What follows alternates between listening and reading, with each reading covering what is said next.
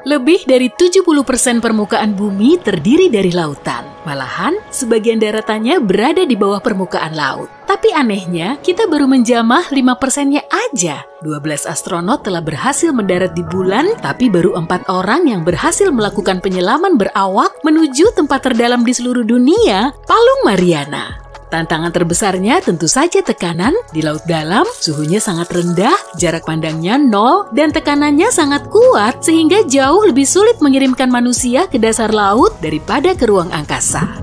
Meski nggak kasat mata, tekanan udara bisa menghimpit tubuh kita hingga sekuat seratusan gajah dewasa atau 50 pesawat jumbo jet yang menimpa kepala kita. Tekanan di dalam air 1000 kali lebih kuat daripada di darat. Sedangkan di ruang angkasa, tekanannya bisa turun sampai 0 saat kita melewati atmosfer bumi. Para ahli telah memetakan planet, tapi sampai sejauh ini mereka belum bisa memetakan dasar laut. Laut nggak bisa dipetakan dengan metode gelombang radio seperti halnya ruang angkasa, karena di situ terdapat triliunan liter air sebagai penghalang.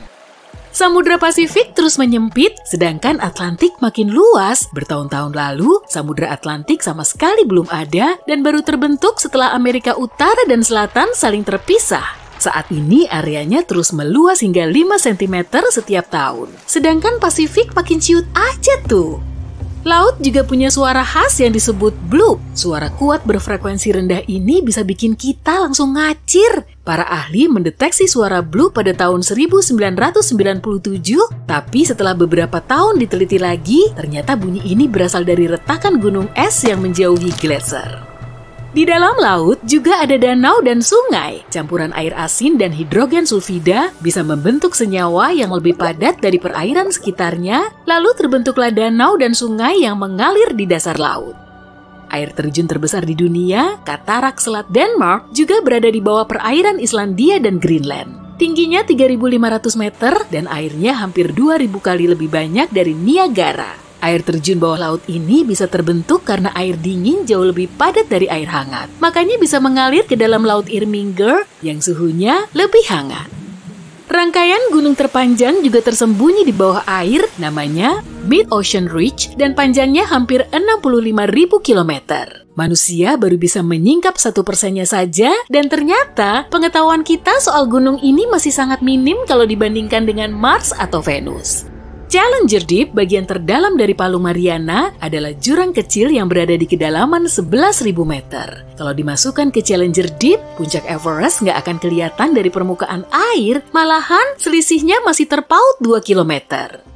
94% organisme hidup di air dan hampir 2/3 kehidupan laut masih belum terjamah. Berbagai spesies baru juga terus bermunculan, termasuk yang wujudnya serem-serem seperti hiu goblin, ikan fangtooth, dan hiu berjumbai. Kedalaman laut memang penuh misteri. Ada juga harta karun yang tersimpan di bawah air. Laut mengandung sekitar 20 juta ton emas, tapi kita nggak bisa mengambil ataupun menambangnya dengan budget pas-pasan. Logam mulia ini tersebar di seluruh dasar lautan, dan kalau kita bisa mengambilnya, tiap manusia di bumi akan dapat sekitar 4,08 kg emas. Koral di perairan dangkal perlu melindungi diri dari sinar matahari. Caranya dengan membentuk lapisan pelindung yang bisa menangkal paparan sinar matahari. Mungkin kayak pakai tabir surya alami ya. Koral juga termasuk makhluk hidup, tapi nggak punya mulut, mata, atau organ lain, sehingga lebih mirip seperti batu. Ia termasuk hewan laut tak bertulang belakang. Sejumlah oksigen di bumi bersumber dari lautan, bahkan menurut para ilmuwan, jumlahnya sekitar 50-80%. Oksigen ini dihasilkan dari tumbuhan laut yang mayoritas berupa alga. Tsunami bisa mencapai ketinggian 30 meter, tapi gelombang di bawah airnya bisa setinggi 240 meter sebelum akhirnya pecah. Ikan yang hidup di Samudra Antartika punya protein yang berfungsi sebagai bahan anti beku alami. Protein ini menempel pada kristal es agar tubuh ikan nggak ikut beku saat hawanya sangat dingin. Coba deh, dekatkan cangkang kerang ke telingamu. Ada sayup-sayup suara ombak yang memecah pantai nggak? Sebetulnya sih cangkang tadi cuma memperkuat suara berisik yang bersumber dari sekitarmu. Lautan dihiasi oleh berjuta gunung berapi dan 80% letusan gunung berapi terjadi di dalamnya. Ubur-ubur termasuk hewan laut paling tua di dunia. Nenek moyangnya hidup 500-700 juta tahun lalu. Bahkan, umurnya 2 kali lebih tua dari dinosaurus pertama yang baru muncul 240 juta tahun lalu. Hiu juga sudah mendiami lautan selama ratusan tahun, yaitu sekitar 400 juta tahun. Meski nggak bertulang sejati, hewan ini masih punya tulang rawan. Tulang serupa juga ada di hidung dan telinga kita. Kulit hiu tertutup oleh bahan mirip gigi, bukan sisik, sebutannya denticula. Karena teksturnya sekasar amplas, gerak hiu jadi lebih gesit dan tenang. Hiu lentera katai adalah hiu sekaligus ikan laut terkecil karena panjang tubuhnya nggak sampai 20 cm. Lobster sudah ada di bumi selama hampir 500 juta tahun. Para ilmuwan telah menemukan sejumlah fosil lobster raksasa berukuran 2 meter yang termasuk lobster terbesar yang pernah hidup di zamannya. Lumba-lumba bisa berenang sambil tidur karena cara tidurnya setengah terjaga. Saat tidur, kedua matanya menutup secara bergantian. Penyu laut cukup lihai menyesuaikan diri dan bisa ditemukan di semua benua kecuali Antartika. Gurita termasuk hewan laut unik karena berdarah biru, punya 3 jantung, dan 9 otak. Otak pusatnya 1 dan 8 lainnya tersebar di lengan, dan lengan gurita juga bisa tumbuh lagi setelah 100 hari. Spons laut nggak punya kepala, mata, mulut, tulang, paru-paru, jantung, dan otak, tapi tetap digolongkan sebagai makhluk hidup. Meski nggak mirip ikan, kuda laut termasuk ikan loh. Hewan ini nggak punya perut maupun gigi. Sistem pencernaannya super ngebut, sehingga ia harus selalu makan agar tetap hidup. Setiap harinya, ia bisa menghabiskan sampai 3.000 udang laut. Ada tempat unik di Samudra Pasifik yang letaknya sangat jauh, namanya titik terpencil, dan jaraknya sejauh 2.400 km dari daratan terdekat. Tempat ini sangat sulit diakses karena bukan berupa daratan, dan orang yang pertama menemukan tempat ini pada 1992 pun belum pernah datang ke sana. Lautan gak disambar petir sesering daratan, tapi saat ada sambaran petir, akibatnya akan jauh lebih parah. Karena air termasuk penghantar listrik, akibatnya petir akan langsung menyebar ke seluruh lautan. Air dingin di sekitarmu saat berenang memang menyegarkan, tapi air bukan lapisan pelindung dan kamu masih bisa terbakar matahari. Air cuma memantulkan 10% sinar UV, sedangkan pasir memantulkan 15% lebih banyak sinar matahari. Suhu di lautan bervariasi, kadang bersuhu 4 derajat Celcius, sementara ada juga ventilasi hidrotermal di dasar laut. Lubang ini melepaskan air yang suhunya mencapai 400 derajat Celcius. Ada yang disebut fenomena lautan susu, yaitu saat air bisa bersinar dengan cahaya cantik. Area ini sangat luas sehingga kamu bisa melihatnya bersinar dari ruang angkasa, dan fenomena misterius ini biasanya bisa dilihat di Samudra Hindia. Terkadang, saat bersantai di pantai, kamu bisa melihat kilatan hijau di cakrawala. Hal ini terjadi karena atmosfer membiaskan sinar matahari saat melaluinya, setelah itu atmosfer menghamburkan sinarnya menjadi berbagai warna. Seperti sebuah prisma yang menghamburkan sinar, kemudian kita melihatnya sebagai pelangi kecil. Lubang hitam punya kekuatan gravitasi yang sangat ekstrim dan bisa menarik semua objek yang memasukinya. Sinar pun gak akan bisa lolos darinya. Hal serupa juga terjadi di lautan. Fenomena ini disebut sebagai pusaran air raksasa yang terkadang ukurannya lebih besar dari seluruh kota dan berputar cepat melawan arus utama, memilin miliaran ton air dan semua benda lain yang menghalangi. Para kru tengah bersiap dalam peluncuran wahana keluar angkasa selama lebih dari 3 tahun. Mereka udah nyiapin pendaratan di planet asing dengan mengamati sampel bebatuan di Grand Canyon, menjelajahi gunung berapi purba di Situs Keamanan Nasional Nevada, dan meneliti lubang semburan gas, lubang lava, danau lava, dan lubang kawah di berbagai lokasi di Hawaii. Supaya bisa melawan mikrogravitasi, mereka latihan berjalan miring dalam kondisi menggantung pada tali sambil bergerak di permukaan dinding. Mereka juga harus ngetes batas ketahanan mereka dengan diet intensif dan pola tidur supaya bisa selamat di luar angkasa. Mereka perlu terbang selama 3 hari, 3 jam 49 menit untuk sampai di permukaan The Sea of Tranquility. Padahal ada pilihan lain seperti Ocean of Storms dan Central Bay. Tapi mereka lebih milih The Sea of Tranquility karena tempat ini punya visibilitas yang bagus, relatif rata, dan mudah dijangkau dengan minim bahan bakar. Sesampainya di sana, mereka langsung nyium bau nggak enak. Kedengarannya kayak cerita di novel sci-fi kan? Tapi itulah yang dialami oleh para astronot Apollo 11 saat mereka mendarat di bulan, tepatnya pada tanggal 20 Juli 1969. Sejak saat itu sampai sekarang, 12 astronot telah menapakkan kaki mereka di permukaan bulan. Bulan sudah kita anggap sebagai tetangga bumi di ruang angkasa, tapi ternyata satelit alami kita ini masih menyimpan banyak misteri. Sebetulnya wajar aja sih, karena bulan selalu nunjukin sisi yang sama. Hal ini bisa terjadi karena bumi dan bulan berotasi pada kecepatan yang sama, jadi kita menganggapnya selalu diam. Padahal itu bukan posisi permanennya.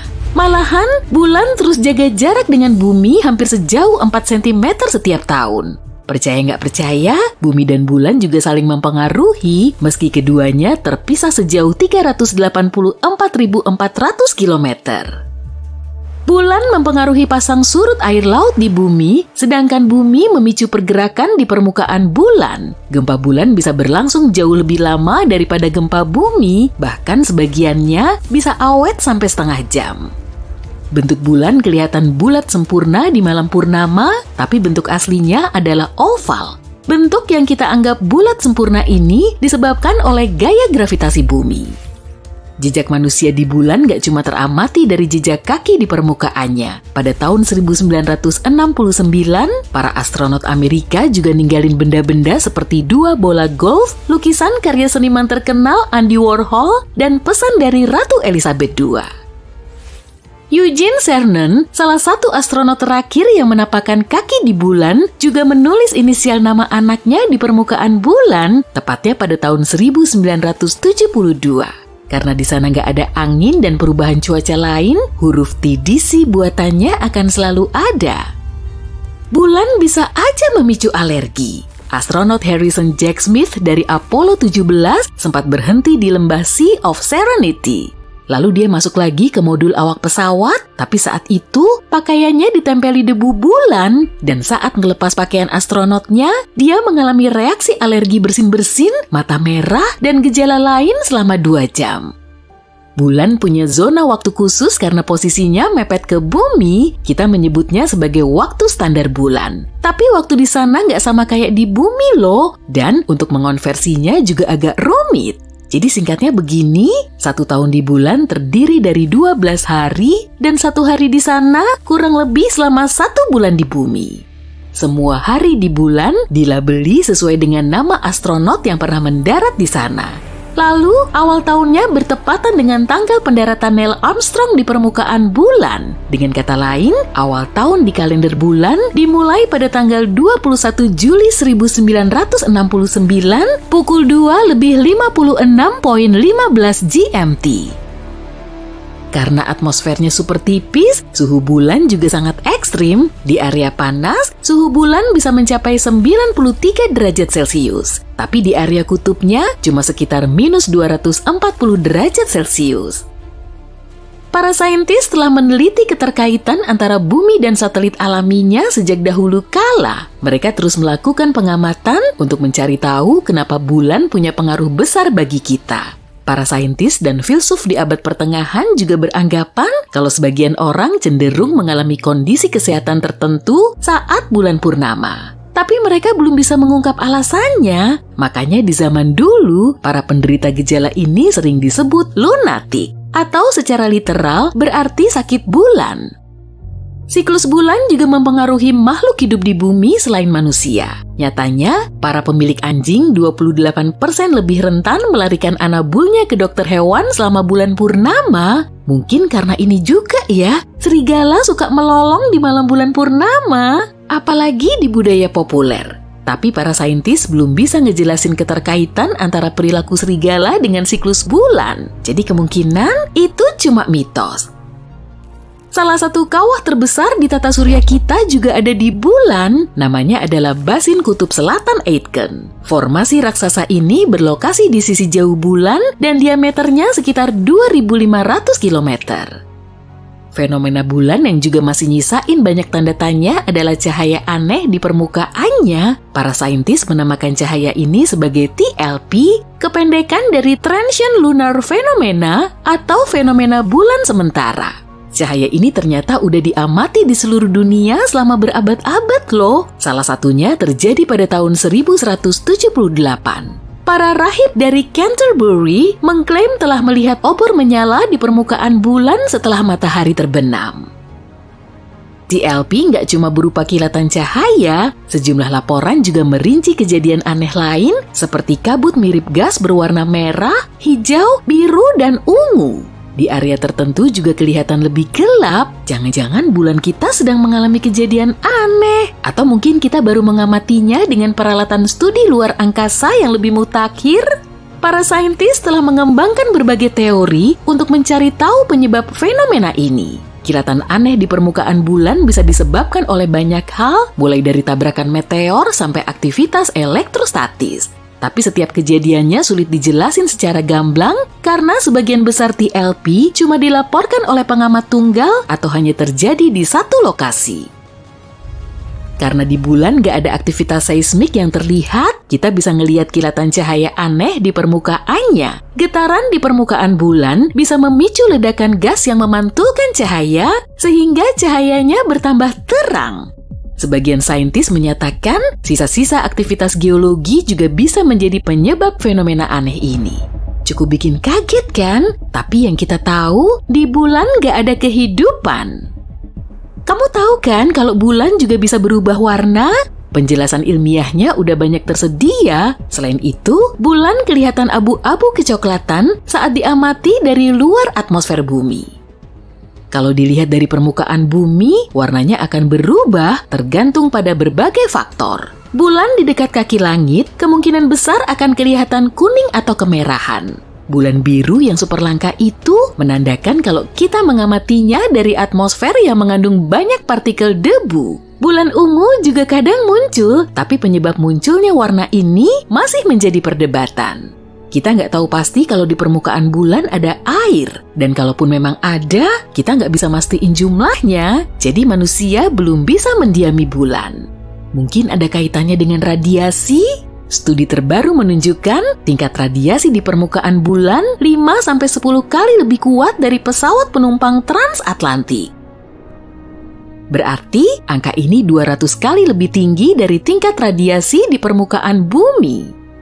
Dalam eksplorasi di masa depan seperti proyek Artemis, para saintis sebaiknya nggak mengekspos astronot. Diambil dari nama saudari Apollo, Artemis, program ini direncanakan bisa mengirim para astronot ke bulan sekaligus mendirikan bangunan di sana untuk mempelajari bulan secara aman.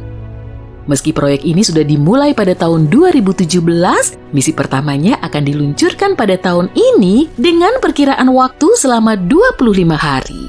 Objek antariksa tanpa awak akan diterbangkan ke orbit bulan, kemudian kembali ke bumi dengan membawa data yang cukup. Data ini akan dipakai untuk menjalankan misi berikutnya dengan melibatkan 4 orang.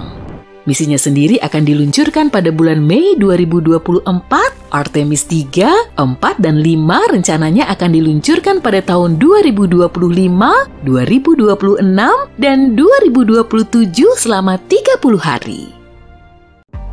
Ceritanya kamu lagi liburan ke Gurun Atacama di Chili Utara sebagai salah satu tempat terkering di dunia. Tapi ternyata gurun ini punya rahasia cantik loh. 3-5 tahun sekali, berbagai jenis bunga akan bermekaran. Fenomena ini udah terkenal banget, makanya Atacama dijuluki sebagai gurun yang berbunga. Benih bunganya udah kesebar di seisi gurun dan tinggal nunggu air hujan.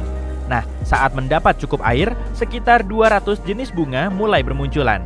Pasir Atacama yang tadinya berwarna kuning langsung berubah jadi ungu, putih, hijau, dan pink. Ada lagi nih fenomena mistis di area gurun. Namanya adalah air terjun pasir. Butiran pasir terus berjatuhan oleh tiupan angin ke tepi ngarai.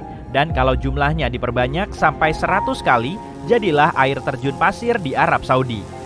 Air terjun pasir ini sebetulnya mirip kayak air terjun Niagara, tapi bedanya yang jatuh bukan air. Penduduk lokal juga meyakini fenomena ini bisa ngingetin mereka kalau badai pasir akan terjadi. Cincin peri atau cincin elf adalah lingkaran jamur misterius yang muncul di padang rumput atau hutan. Banyak orang memperdebatkan penyebab kemunculan cincin peri yang hampir ngebentuk lingkaran sempurna ini. Dan konon tarian peri udah ngebakar lahan di situ, lalu bikin jamurnya numbuh cepat. Antara bulan Juli sampai September 2001, penduduk India Selatan bisa ngeliat salah satu fenomena cuaca paling aneh dalam sejarah. Di sana ada hujan merah. Tetesan air yang dikira cuma hujan badai biasa ini bikin kaget banyak orang. Warna cerahnya bisa ninggalin bekas noda pada baju. Ada warna lainnya juga sih, misalnya hijau, kuning, coklat, dan hitam. Hujan merah mulai sesekali turun selama beberapa minggu di tengah angin muson. Menurut peneliti, hujan aneh ini bisa ngeluarin warna karena debu atau alga. Jadi nggak perlu ngejulurin lidah sambil hujan-hujanan cuma buat icip airnya kan? Tapi para saintis masih belum tahu gimana alga ini bisa sampai di atas sana. Merasakan juga ya fenomenanya.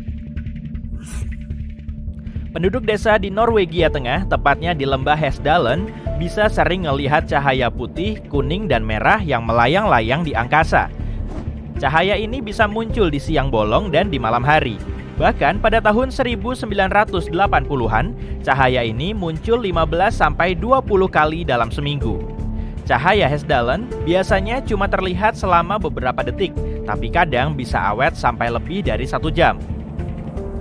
Objek ini bergerak-gerak seperti melayang atau berayun.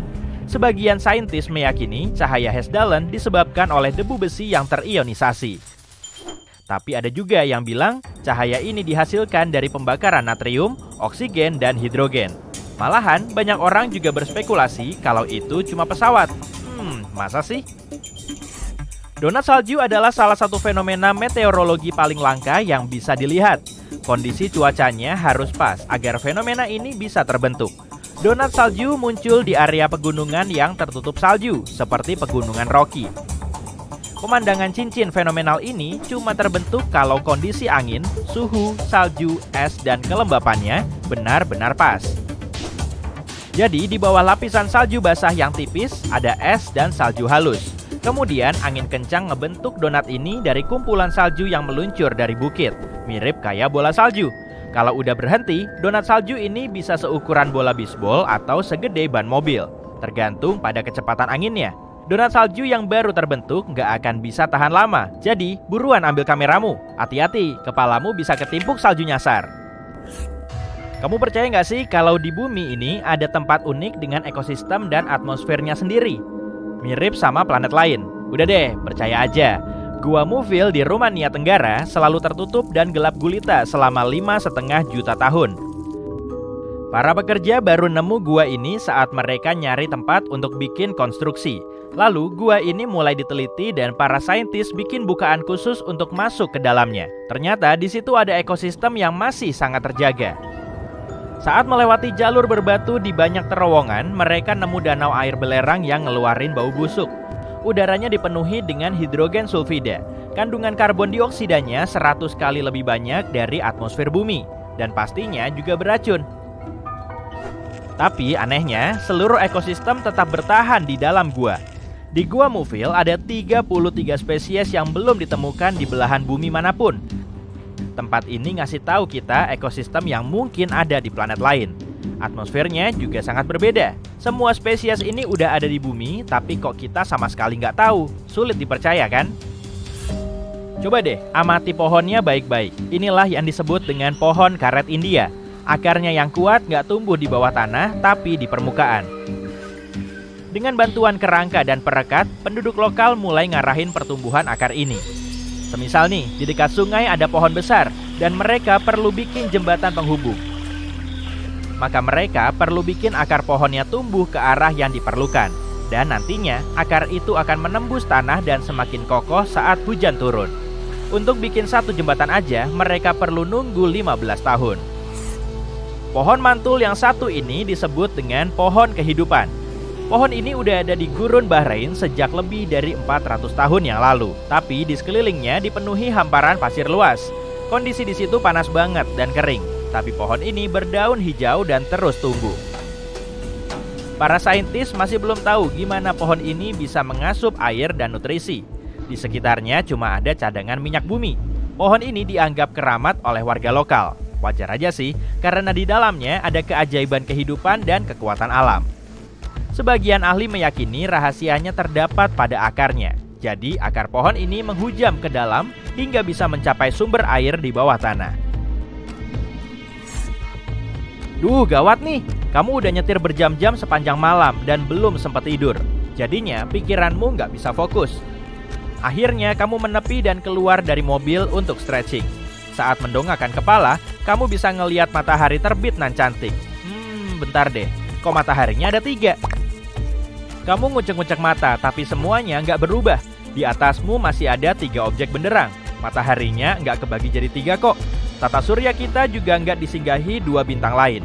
Fenomena ini disebut dengan sandok dan sering muncul saat cuacanya super dingin. Jadi awalnya kristal es kecil di angkasa membelokkan cahaya, lalu memunculkan 3 titik benderang, nggak cuma 1. Fenomena ini umumnya disebut halo dan biasanya cuma berbentuk lingkaran di sekeliling matahari. Tapi kamu juga bisa loh ngelihat halo di malam hari. Coba aja amati lampu jalan, ada lingkaran terang di sekelilingnya kan? Halo yang bentuknya lebih unik juga ada. Saat udara mengandung banyak es, cahayanya akan lebih melengkung. Sama kayak di dalam ruangan yang dipasangi puluhan cermin, halo ini bisa kelihatan kayak mata manusia. Fenomena ini juga bisa menyebabkan terjadinya fajar semu. Saat kamu menatap langit, tiba-tiba muncul fajar dan mataharinya tahu-tahu muncul di ufuk. Dikit lagi, mataharinya ngilang lagi tuh. Dan setelah beberapa saat, langitnya gelap lagi. Beberapa menit kemudian, matahari yang asli mulai terbit. Sebenarnya itu adalah efek lengkungan cahaya yang juga muncul dalam fenomena 3 matahari tadi. Tapi cahaya ini melengkung vertikal, bukan horizontal. Dan itu bukan matahari asli yang muncul di langit, tapi cuma pantulan matahari di dalam kristal. Meski begitu, 3 matahari yang terbit saat sunrise beneran terjadi loh. Tapi bukan di bumi sih, jaraknya 340 tahun cahaya. Di tengah sistem bintang ini ada 1 bintang yang ukurannya hampir 2 kalinya matahari. Lalu di dekat bintang raksasa ini ada 2 bintang kecil yang mengorbit. Dunia yang aneh ini juga punya planet. 3 bintang akan muncul saat senja dan pagi hari. Honeymoon ke sana sambil menikmati sunset bareng si doi pasti bakal romantis banget tuh. Kalau udah ngebahas fenomena alam paling aneh, rasanya kok belum lengkap ya kalau kita nggak ngomongin soal salju di tengah gurun. Pada musim dingin tahun 2018 lalu, penduduk di salah satu tempat terkering plus terpanas di dunia, Gurun Sahara, bisa ngeliat salju tebal di atas pasir. Di beberapa tempat ada lapisan salju yang nutupin gumuk pasir dan tingginya sampai 38 cm. Tapi para meteorolog bisa ngejelasin penyebab munculnya fenomena menarik ini kok. Jadi kumpulan udara dingin dan presipitasi badai yang baru aja terjadi menyebabkan turun salju, bukan tetesan hujan. Kira-kira kamu mau ngapain aja kalau di gurun turun salju? Gimana kalau bikin boneka salju unta aja? Tapi punuknya mau dibikin 1 apa 2 aja nih?